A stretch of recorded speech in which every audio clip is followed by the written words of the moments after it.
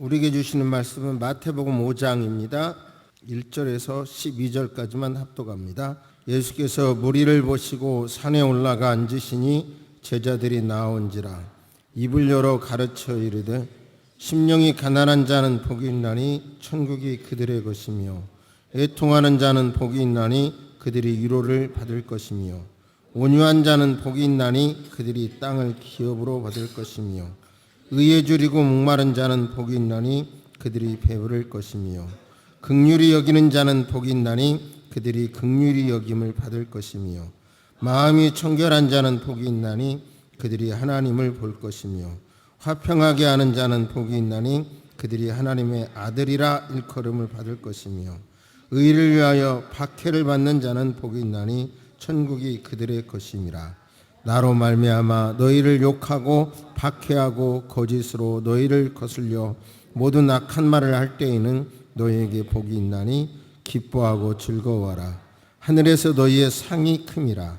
너희 전에 있던 선지자들도 이같이 박해하였느니라. 아멘. 하나님께서는 우리에게 진리를 주셨습니다. 진리는 변하지 않는 것입니다.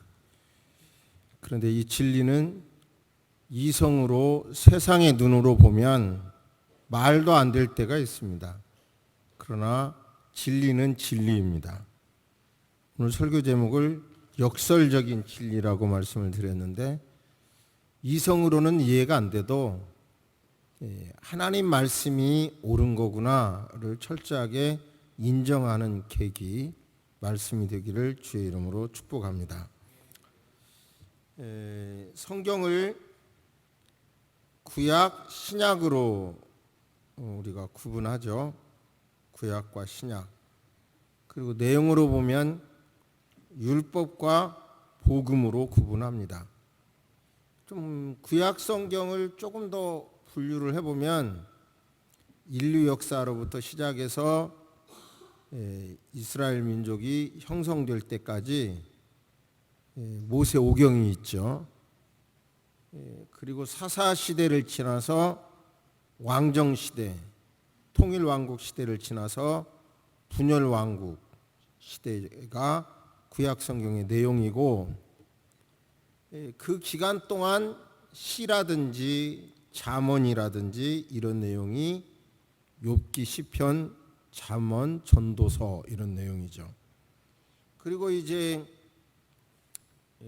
통일 시대, 분열 시대, 그 다음에 포로 시대 때 그 시대에 맞는 그 시대에 주신 메시지들을 애언서라고 합니다. 애언서.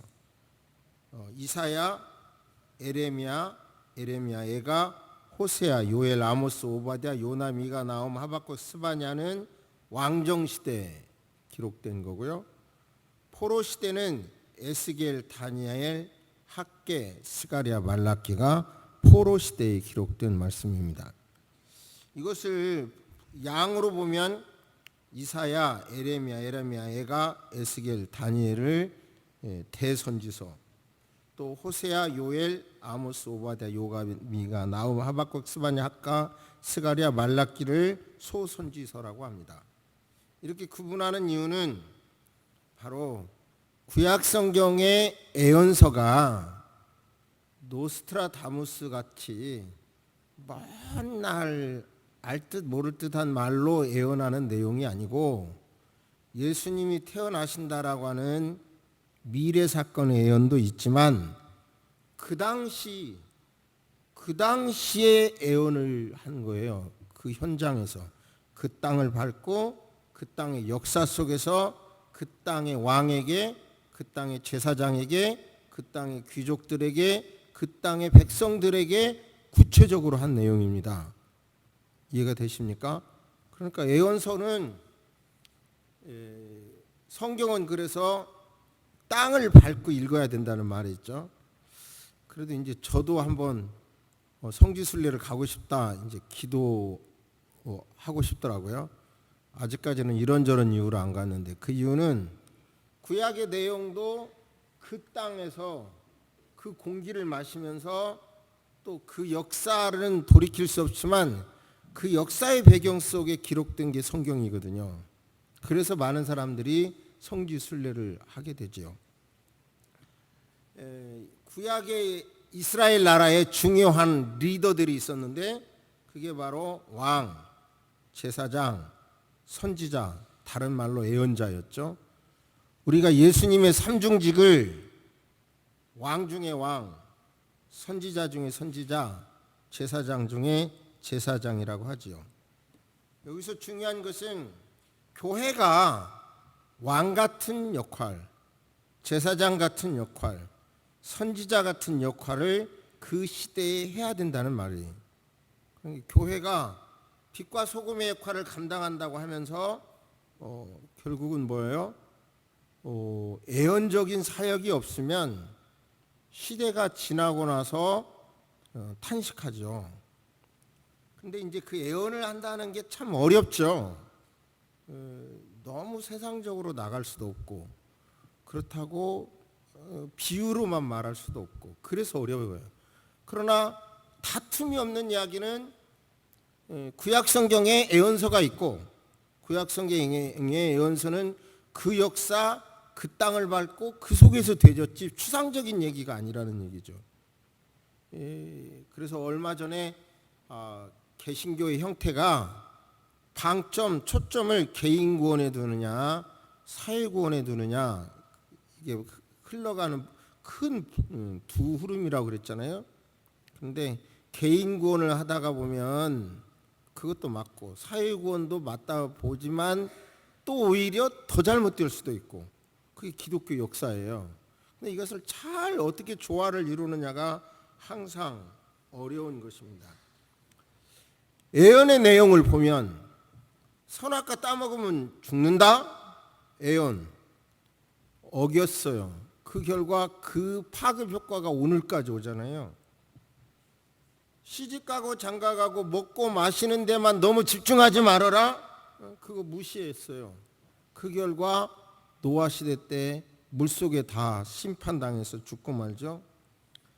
하나님의 뜻을 떠나서 살면 너희 좋은 대로 사는 게 아니라 너희 옳은 대로 너희 소견에 옳은 대로 살면 안 된다. 하나님 뜻대로 살아라. 정치도 그렇게 해라. 그게 사사시대 내용인데 사람들은 자기 소견에 옳은 대로 살아가요. 그러니까 또 가장 어두운 역사를 일으키죠. 그러면서 또 인간의 지혜가 대단한 것이기는 하지만 하나님의 중심 지혜를 써야 된다. 그런데 신자나 비신자들에게 가장 지혜로운 사람으로 알려진 솔로몬이 나중에는 하나님의 뜻을 어긴 지혜를 사용하죠. 주변 여러 나라의 공주를 왕비로 맞이해요. 그러니까 결국은 온 나라가 우상단지 소굴이 되어버려요. 공주가 올 때 그냥 오는 게 아니라 자기 나라 우상을 갖고 오잖아요. 그러니까 결국은 그것이 하나님 진노하게 하셔서 나라가 분리되죠.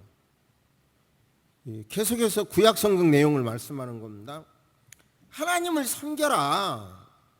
그런데도 결국은 하나님 섬기는 것이 힘들다고 나라를 갈라나가요. 갈라져 나가요. 북쪽 이스라엘을 세웁니다. 정당성이 없고 그러니까 계속 구테타가 일어나고 빨리 망해버리죠.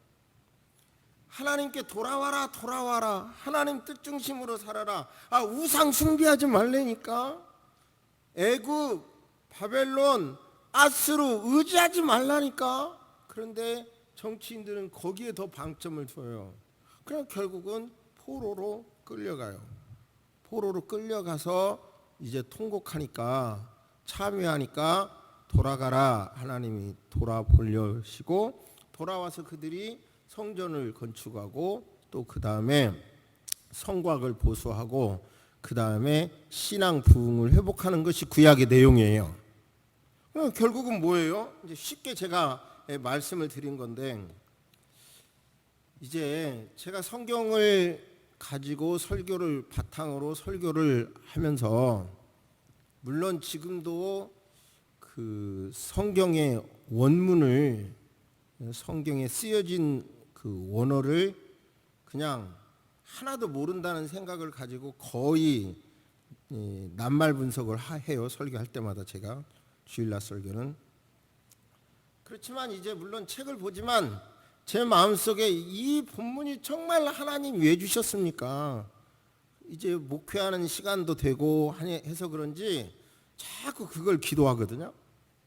그런데 이 산상수훈에 대해서도 이 본문의 단어를 제가 분석해 보기도 하고 다 하고 난 다음에 하면서 이 본문을 어떻게 해석해야 옳습니까? 라고 기도를 하는데 결국은 오늘 1절 보시면 5장 1절 예수께서 무리를 보시고 산에 올라가 앉으시니 제자들이 나온지라 입을 열어 가르쳐 이르시되, 즉 산에서 가르쳤다고 그래서 산상수훈이라고 그러죠. 산상수훈. 제자들에게 말씀하셨어요. 제자들. 그런데 말씀은 구약의 배경, 예수님께서 내용은 구약 성경의 마지막 선지자가 마지막 책은 말라기로 맨 뒤에 있지만 마지막 선지자를 세례자 요한이라 그래요. 그리고 예수님께서 이제 신약을 열게 되는데 예수님께서 하신 말씀이 회개하라 천국이 가까웠느니라 그러죠. 그러면 그 말씀은 무슨 뜻이냐면 바로 구약에 살았던 삶을 돌이키라 이런 뜻으로 다시요. 이 말씀이 정말 요렇게 짧게 팔복 말씀인데 이제 마태복음 5장, 6장, 7장이 산상수훈이고 첫 번째 말씀이 팔복인데 이 말씀을 어떻게 해석하는 거예요? 묵상하는 중에 제게 주신 깨달음은 뭐냐면 구약을 배경으로 해석하는 게 옳다. 그래서 다 찾아봐도 마땅히 그렇게 강력하게 주장하는 사람은 없는데, 왜냐하면 학자가 없을지라도 제 말이 옳다는 게 뭐냐면 구약 사역이 끝나고 이제 메시아가 온다는 게 끝나고 그 다음에 예수님의 공생애가 시작이 되면서 첫 번째 설교가 산상수훈이니까 산상수훈을 구약을 배경으로 해석해야 제대로 이해가 되겠구나라고 하는 것이 제가 받은 영감이고 계속 기도해봐도 그게 옳다는 생각이 듭니다. 아무튼 이 산상수훈은 구약에서 신약으로 넘어오는 과정에 구약이 메시아 예언에서부터 초림까지라고 하면 신약은 초림에서부터 재림까지의 내용이고 그 사이에 살아가는 그리스도인의 삶의 헌장, 좀 거창한 단어를 붙이면요, 산상수훈이 재림, 초림부터 재림까지 사이에 살아가는 그리스도인의 헌장이다 이렇게 보면 돼요. 그러면 팔복이 특별히 신약시대에 살아가는 나에게 주신 삶의 헌장이다 하는 말씀으로 제 얘기가 아니라 하나님의 음성으로 들으시기를 주의 이름으로 축복합니다. 이 말씀은 이렇게 돼 있죠. 심령이 가난한 자는 이렇게 시작을 한 다음에 왜냐하면 심령이 가난한 자는 왜냐하면 그들에게 이런 복을 주신다 이렇게 돼 있죠. 앞문장과 뒷문장이. 그런데 이제 원문은 조금 달라요. 조금 설명을 해보겠고요. 좀 이따가 심령이 가난한 자는 복이 있나니 천국이 저희 것이며 애통하는 자는 복이 있나니 그들이 위로를 받을 것이며 온유한 자는 복이 있나니 그들이 땅을 기업으로 받을 것이며 의에 줄이고 목마른 자는 복이 있나니 그들이 배부를 것이며 긍휼히 여긴 자는 복이 있나니 그들이 긍휼히 여김을 받을 것이며 마음이 청결한 자는 복이 있나니 그들이 하나님을 볼 것이며 화평하게 하는 자는 복이 있나니 그들이 하나님의 아들이라 일컬음을 받을 것이며 의를 위하여 핍박을 받는 자는 복이 있나니 천국이 저희 것이다. 예수로 인하여 하나님의 뜻으로 인하여 박해를 받으면 천국에서 상이 크다. 이런 말씀 잘 아는 팔복이죠. 그런데 제가 전에 대학원 다닐 때 조금 직구진 교수라고 그럴까요? 그 교수가 동일한 책을 한 챕터를 4명에게 번역을 시켜서 발표하라고 하더라고요. 거기에는 그 인류대학 영문학과 출신도 있었고 그랬는데, 근데 4명의 내용이 다 달라. 이 번역한 내용이. 교재는 하나인데 심지어 결과까지도 틀린 사람도 있고요. 참 번역이라고 하는 게 어렵더라고요. 그때 확실히 느껴보여요. 그러니까 이 교재로 끝까지 공부하는 동안 번역의 신중을 기해달라. 문자적으로만 번역할 수도 있지만 전체적인 배경을 안고 번역을 해야 된다. 뭐 여러 가지를 그 교수가 그걸 말하기 위해서 그렇게 했었는데, 근데 이 성경 본문도 지금처럼 번역을 해도 내용은 잘 드러났지만 성경 원문은 어떻게 되냐면 선언이 먼저예요. 천국을 받게 될 자들이구나. 천국을 받게 될 자리구나. 이 말을 먼저 하고 심령이 가난하기 때문에 너는 받는다. 이렇게. 성경의 원문은 위로를 받게 되겠구나. 네가 애통했기 때문에. 땅을 기업으로 받게 되겠는데 온유하였기 때문에. 너 배부르게 되겠구나. 의에 줄이고 목말랐기 때문에. 너 긍휼히 여김을 받겠구나. 긍휼히 여기고 살았기 때문에. 너 하나님을 보겠구나. 마음이 청결하기 때문에. 하나님의 아들이라 부름을 받겠구나. 화평하게 살았기 때문에. 이렇게 원문은 이렇게 오히려 이렇게 돼 있어요. 이제 어느 쪽이 가슴에 더 와닿을지는 모르겠지만 우선 심령이 가난하다는 의미를 구약적인 배경에서 말씀을 드립니다. 구약적인 배경에서 바로 에덴 동산을 다 주셨어요. 단 하나 선악과는 따먹지 말어 그랬어요. 나를 의지한다는 의미로. 그런데 그것으로 만족하지 않고 선악과를 따먹었어요. 그 자세는 심령이 가난한 게 아니에요. 이해가 되시죠? 심령이 가난하다는 의미예요. 하나님께서 나 중심으로 살아라. 먹고 마시고 시집가고 장가가고도 해야 되지만 그것을 우선순위로 살면 안 돼. 그런데도 뭔가 그들은 하나님을 두 번째, 세 번째로 내려놓고 먹고 마시고 시집가고 장가가는 게 우선해. 그게 심령이 가난한 게 아니에요. 그런 거가. 출애굽을 하나님의 능력으로 체험을 했어요. 그런데 광야에서 어렵고 가나안 원주민들이 강하다는 걸 보고 원망하는 것은 심령이 가난한 게 아니에요. 가나안 땅에 들어가서 원주민을 진멸하라 했어요. 이성으로는 이해가 안 되죠. 그래도 그들은 어떤 이유로든지 원주민을 다 죽이지 않았어요. 심령이 이런 상태가 가난한 게 아닌 겁니다. 심령이 가난하다는 것은 제 심장이 제가 이 땅에 태어나서 60년 넘게 단 하루도 쉰 적이 없고 10분도 쉰 적이 없고 1분도 쉰 적이 없어요. 계속 뛰어주었어요. 감사하죠? 살아있는 우리 모두 심장이 계속 뛰어서 살아있는 거예요. 심령이 가난하다는 말은 내 심장이 이렇게 뛰어왔지만 하나님께서 도와주셔야 이 심장이 뛸 수 있습니다. 이렇게 생각하는 것이 심령이 가난한 거예요.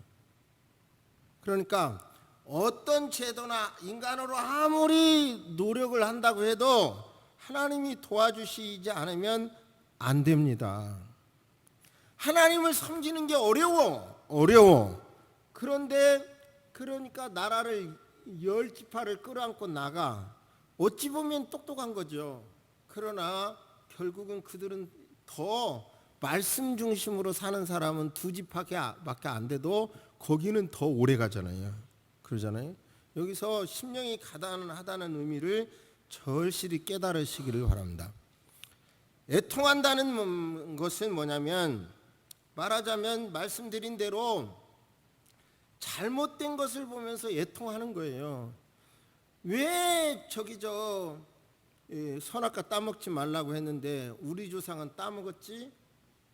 그것이 나에게도 있구나. 이렇게 하면서 애통하는 거예요. 내가 당장 저지른 것만 바라보는 게 아니고 먹고 마시고 시집가고 장가가는 것을 우선순위로 하지 말라고 그랬는데 왜 그랬지? 나에게도 그것이 있구나. 이걸 애통하라는 거예요. 왕과 제사장과 선지자 그렇게 살면 안 된다. 귀족들 그렇게 살면 안 된다. 그렇게 살면 심판이 있다. 돌이켜라. 그런데도 안 돌이켜.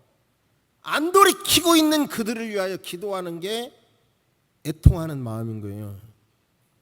내가 직접 경험하자 내 죄가 아니라도 그들의 죄까지도 끌어안고 하는 거예요.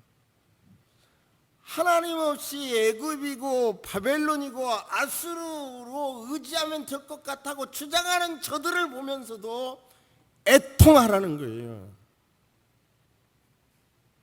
그래야 하나님의 위로가 있고 그래야 하나님의 천국을 경험하게 될 것입니다. 잠언서에 보면 나의 책망을 듣고 돌이키라. 내가 나의 영을 너에게 부어주며 내 말을 너희에게 보이리라. 내가 불렀으나 너희가 듣기 싫어하고 내가 손을 폈으나 돌아보는 자가 없었고 도리어 나의 교훈을 멸시하며 나의 책망을 받지 아니하였은즉 너희가 재앙을 만날 때에 내가 웃을 것이며 너희에게 두려움이 임할 때에 내가 비웃겠다. 돌이키라 그러는 거예요. 안 돌이키면 이 재앙인다는 게 어떻게 보면 구약성경 전체의 내용이에요. 맞습니까? 구약성경 내용이 돌이키라. 너 거기를 떠나라. 악의 길을 버려라. 재앙이 있다. 그런데 여기는 이렇게 하지만 에레미야서에서는 내가 일러준 대로 기록해라.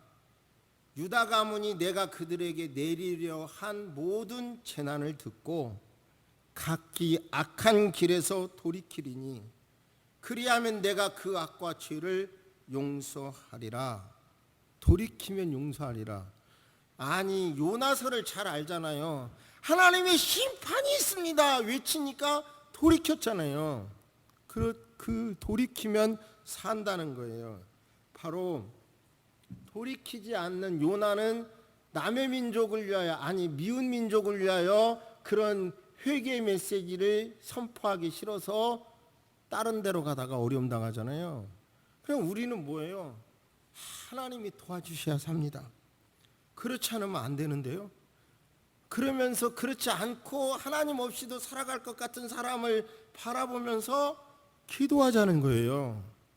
그게 애통하라는 겁니다. 여러분, 우리나라의 성경 이야기 말고도 우리나라 역사도 임금님께서 과거에는 대부분 임금이 다스렸잖아요. 임금께서 정신을 차리고 통치를 하면 나라가 금방 안정이 되잖아요. 그거가 너무 역력하잖아요. 옛날에는 심지어 임금이 잘못하니까 재앙도 있다고 할 정도였으니까요. 세종대왕 같은 경우 이 백성을 잘 살게 하기 위해서 정치제도며 과학이며 한글이며 이 엄청난 연구를 해서 해내잖아요. 그리고 또 그분이 또 임금이 돼야 한다는 마음으로 양보도 하고요. 한 지도자에 의해서 이런 결과가 나오잖아요. 성경뿐만 아니라 우리나라 역사를 봐도 당장 그것이 드러나잖아요. 이제 보세요. 우리는 예수님 외에는 안 된다는 것을 나이가 먹을수록 제가 공부할수록 뼈저리게 느껴지네요. 제가요. 정말 예수님이 안 돼. 예수님 외에는 안 돼. 이제 보세요. 예를 들어서 공산주의 같은 경우 말로 이론이 얼마나 좋습니까? 모두 다 함께 일해서 모두 다 똑같이 잘 살자. 그 말에 다 속아요. 그래서 그 공산주의를 채택한 결과 좋은 말을 다 해요. 채택한 결과 또 어떻게 되나요? 시체가 산을 이루고 정말 강이 그 피로 다 물들여 버리잖아요. 그리고 가난하게 되잖아요. 자 보세요. 예수님 반대한 공산주의는 이렇게 돼. 또 이슬람 봐봐요. 이슬람 정말 이게 제가 타임지 표제지에서 오래전에 본 적이 있는데요. 자기들의 율례를 범했다고 여성의 코를 도려내버려요. 그리고 생생하게 기억하는 건 유럽에서 땅을 구덩이를 파서 여자를 묶고 처형하는 것, 온 세계를 떠들썩하게 한 거 보셨습니까? 이슬람은 그러는 거예요. 야, 최근에 어떤 자료를 보니까 정말 이런 뉴스가 과연 진짜 뉴스인가 할 정도예요. 그런데 축제하는데 이슬람 남자들이 딱 원을 그려. 원으로 둘러싸 한 겹, 또 한 겹을 딱 둘러싸요. 그리고 그 안에서 보는 데서 윤관을 하는 거예요, 여자를. 그런데 그 사이에서는 그걸 징계하지 않는 일이 있더라고요. 자, 보세요. 이슬람을 선택한 결과 그 가장 인격적으로도 존중 못 받는 일들이 이렇게 벌어지는 거예요. 그러니까 여러분, 법을 공부한 사람들한테 왜 인간을 존중해야 되느냐, 그 이론이 뭐냐, 철학적인 깊이 있는 내용은 못 내요. 못 내. 성경적으로 하나님의 형상이니까 존중해야 된다는 거가 가장 좋은 이론이에요. 그게 가장 근거 있는 이론. 자, 여러분, 그러니까 여러분, 어떤 어떤 뭐 전제주의, 무슨 히틀러나 이런 사람들 같은 경우도 잘못하면 얼마나 악해질 수 있습니까? 인간 제도는 이렇게 나쁜 거예요. 그럼 민주주의는 다 옳은 겁니까? 그것도 아니에요. 하나님이 빠진 민주주의는 얼마나 무서운가 우리도 알아야 돼요. 이 시대에 애언자적인 마음을 갖고 이 시대를 읽어야 된다, 이런 말씀입니다. 할렐루야. 제가 신문에서 하도 양극의 각각 다른 베네수엘라 왜 망했나, 그러니까 사람들은 차베스의 무상복지 때문에 망했다고 하지만 사실이 아니다, 이런 기사도 있고, 차베스의 무상복지 때문에 나라가 망했다는 이론도 있어서 어느 말이 맞는 거야. 그래서 지난주에 제가 작심하고 나름대로 자료를 찾아서 글로 정리해 가고 있는데요. 무섭더라고요. 우선 세계 인구의 0.3%밖에 안 되는데 미인이 미스 월드 이런 거 있잖아요. 30%를 차지했더라고요. 그만큼 그 나라는 미인이 많더라고요, 베네수엘라가. 그런데 그렇게 세계적으로 이름을 띈 미인이라든지 베네수엘라의 재벌들은 다 국가가 이렇게 부도나기 전에요, 다 이미 대부분 해외로 나갔더라고요. 해외로 나갔어요. 그러면 국가의 쇠락이 뭔가 보니까 말하자면 세계 매장량이, 석유 매장량이 세계 1위고, 그 다음에 또 1950년대는 뉴질랜드, 스위스, 미국에 이어서 네 번째로 잘 살았더라고요. 그런데 석유가 1등 수출품이기 전에는 커피가 이었었고요. 그런데 이제 돈이 많아지는 거예요, 석유를 하면서. 그런데 이제 유가가 그렇게 어렵게 된 것이 뭐냐면, 유가가 올랐다 떨어졌다 하면서 이제 오히려 어렵게 되는데, 제가 찾아봤어요. 기독교 사회당이 있었더라고요. 근데 기독교 사회당은 막 이렇게 정부 돈으로 막 이렇게 복지를 내주는 거, 그리고 기업을 국유화하는 거, 막 이런 것을 제재를 하는 거예요. 좀 복지를 덜하고. 그리고 막 데모를 해요. 그런데 또 다시 유가가 올라. 그러니까 다시 주는 거예요. 그러니까 무슨 얘기냐면, 이 정치 차베스 이전과 이후에 다 보니까 표를, 제가 어렸을 때는 고무신 주고 표를 구걸했잖아요. 고무신 많이 받았어요. 받은 거 봤어 제가. 근데 지금은 뭐냐면 국가 돈을 풀어서 그것도 이렇게 채권을 밟아요. 외국에서 돈을 빌려다가 막 복지를 해요. 그럼 표가 나오는 거예요. 그런 정책을 쓴 나라들이 아르헨티나, 그리스, 바로 지금 말씀드린 이런 나라들이에요. 자, 보세요. 여기서 우리는 하나님 중심이 얼마나 좋다는 걸 깨달아 보세요. 지금 말씀드린 대로 히틀러 같은 것도 그것도 아니고, 왕이 지배를 해도 하나님 중심으로 하니까는 좋았고, 그리고 또 아닐 때는 자기중심적으로 하면 나라가 어려웠고, 심지어 민주주의도 가장 좋은 제도이지만 하나님 중심으로 하면 좋지만 이렇게 묘하게 인기를 얻는 방법으로 요렇게 가지고는 망한다는 걸 보여주는 거예요. 이 세상에 어떠한 것도 말하자면 예수님 빠져버린 상태에서는 정답이 없다는 말씀을 드리는 겁니다. 공감하십니까? 공감하십니까? 예수님 빠진, 민주주의가 좋아도 정말로 예수 정신으로, 정말로 이제 더 다시 말씀을 드리겠지만 그런 예수 정신으로 살지 않으면 이 나라도 어렵게 되고 사상도 망해버리는 거예요. 그러니까 돈을 자꾸 찍어서 하다가 보면, 여러분 인터넷 들어가서 보세요. 닭 한 마리 사기 위해서 그 나라 화폐 이렇게 큰 한 박스를 갖고 가야 닭 한 마리 사는 거예요. 왜? 인플레이션이 이 숫자를 의심해 100%씩 성장하다, 이건 그 귀를 의심할 정도예요. 그러니까 아무튼 이 현상을 바라보면서 우리는 구약을 이제 바라보고 심령이 가난해야 된다. 대한민국이 여기 반만년의 역사를 지켜주신 하나님께서는 여기까지 지켜주셨지만, 지금 지켜주셨고 지금 위기가 있지만 우리가 기도하면 산다. 그래서 내가 기도해야 된다 하는 마음을 가지시기를 바랍니다. 할렐루야. 제 질문은, 지난주에도 그 많은 뉴스가 있는데도 기도하지 않는 여러분은 무슨 배짱이냐 이 말이에요. 무슨 배짱이시면, 목사님 안 보냈는데 다 기도했어요. 뭐 그럴 수도 있고 그 말도 맞을 수가 있어요. 근데 예를 들어서 저기 우리나라 대통령, 미국 대통령, 북한 지도자가 만났어요. 세계가 환호했어요. 근데 결과는 없어요. 그런데 거기까지는 너무 좋았어요.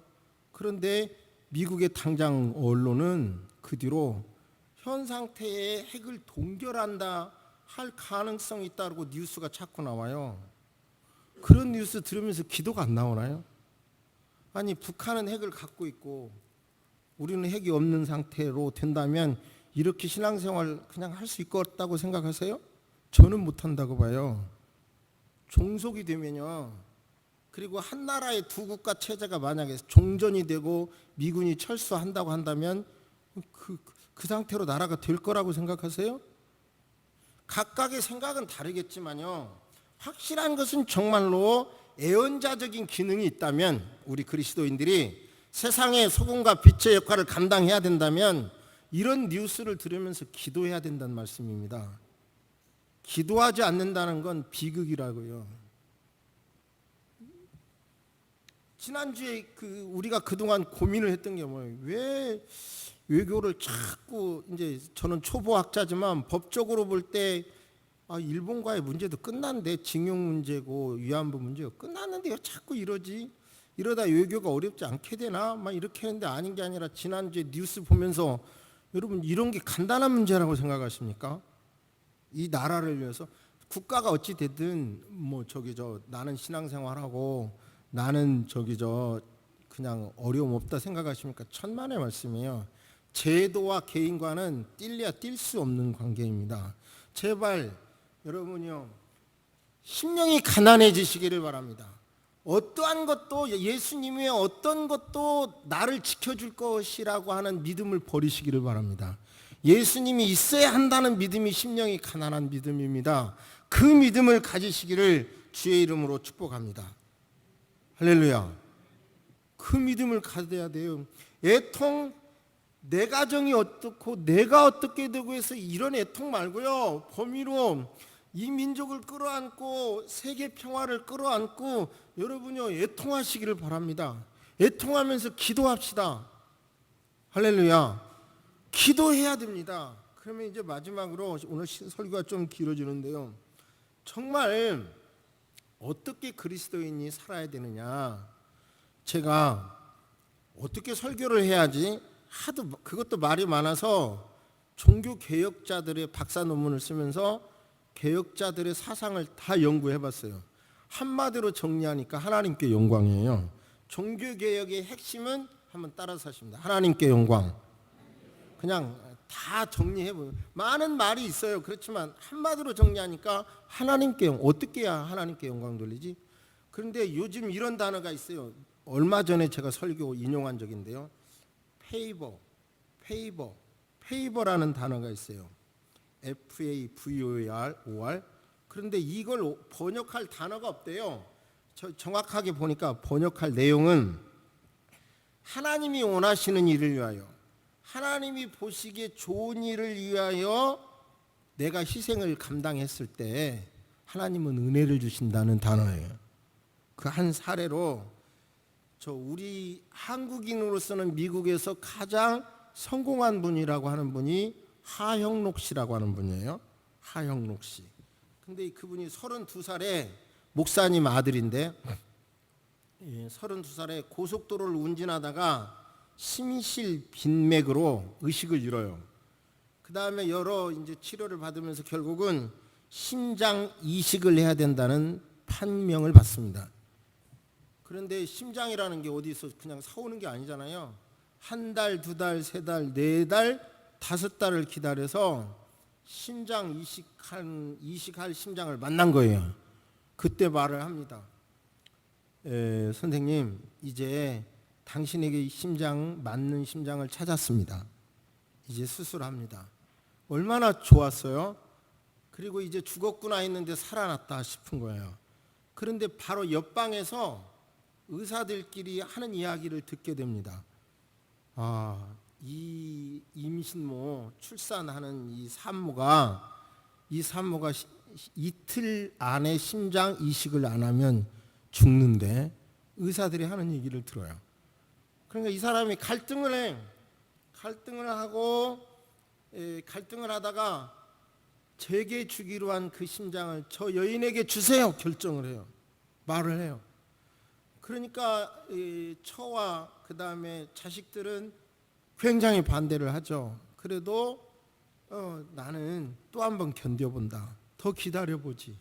그게 바로 하나님이 원하시는, 하나님이 기뻐하시는 일을 위해서 어떤 결정을 하는 거예요. 자기 어려움, 자기 이익을 포기하고 아내와 자녀의 반대도 있고 자기도 죽음의 두려움에 떨고. 그런데 물론 그렇게 했고 그 다음에 이식을 하게 됐는데 결국은 그분에게 그렇게 연약한 중에 심장 이식 수술을 해가면서도 세계적인 팀 하스라고 하는 건축 회사를 설립하게 되고, 그 회사가 미국의 오바마 대통령도 미국 국립건축과학재단 이사로 영입하고 미국 안에서 젊은이들이 가장 취업하고 싶은 회사로 성장했다는 거예요. 자, 저와 여러분들은 보세요. 심령이 가난해서 애통하자 이 말이고, 어떻게 살 것이냐, 하나님이 보시기에 기쁜 행동으로 내가 손해보면서라도 너 잘못했다고 이런 거 떠나서 내가 십자가 지는 마음으로, 여러분 심령이 가난한 마음으로 이 시대를 바라보며 기도해야 될다 이런 말입니다. 그게 역설적으로 보면 내가 애통할수록, 내가 가난해질수록 결국은 내가 산다는 것을 확실히 믿으시고 여러분요 기도하시기를 주의 이름으로 축복합니다. 결국은 우리가 지금 이때 기도를 하면 하나님이 지켜주셔서, 정치인들은 어떻게 할지를 모르지만 하나님이 다 막아주시고 인도해 주실 것이니까 기도라도 합시다. 기도하지 않아는 이상한 배짱을 갖지 마시고, 여러분들이 정말로 이 민족을 위해서 할 말이 많으시다고 한다면 다른 말로 표현하지 마시고 여러분 가난한 심정으로 애통하시고 화목하기 위해서 우리 심장을 내어놓을 수 있는 그런 마음 자세로 기도하면 하나님께서 지켜주실 줄로 믿습니다.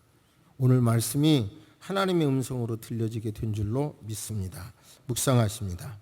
구약을 끝내시고 신약을 주시고 율법을 복음으로 완성시켜 주신 것 진실로 감사합니다. 심령이 가난해야 된다는 의미, 애통해야 된다는 의미를 구약 성경을 배경으로 우리 시대를 바라보고 미래를 바라보면서 이 말씀을 해석했습니다. 살아계신 하나님 기도합니다. 우리에게 구원을 주시고 천국을 주신 것을 감사합니다. 확실한 천국을 얻은 자로서 예수님처럼 내 몸을 십자가에 달리면서도 하나님의 뜻을 이루고 오늘 이제 마지막 사례로 제시한 페이버 이런 자세로 우리가 이 땅에 살아갈 수 있게 하여 주옵소서. 혼란한 이 시대에 성경적인 말씀으로 우리 교우들이 의식을 분명히 하고 단단히 해서 아버지 이 나라를 화합을 이루는데 기도의 방향을 제시하고 삶에서 실천되도록 도와주옵시기를 기도드립니다. 아버지 하나님 기도합니다. 우리나라에 삼성전자라고 하는 기적적인 회사를 주신 것을 감사합니다. 반만년의 역사에 이렇게 세계에 영향력을 끼칠 수 있는 회사가 있다는 것도 얼마나 감사한 일인지요. 그런데 지금 한일 간의 문제로 그런 회사들이 어려움을 당할 거라고 합니다. 주님 속히 외교 문제로나 아버지 더 나은 방법으로 해결해 주셔서 어느 누구도 어려움 당하지 않도록 도와주옵소서. 아버지 반도체라고 하는 하나님이 주신 로또 같은 선물로 우리나라에 그동안 많은 것을 감당해 왔습니다.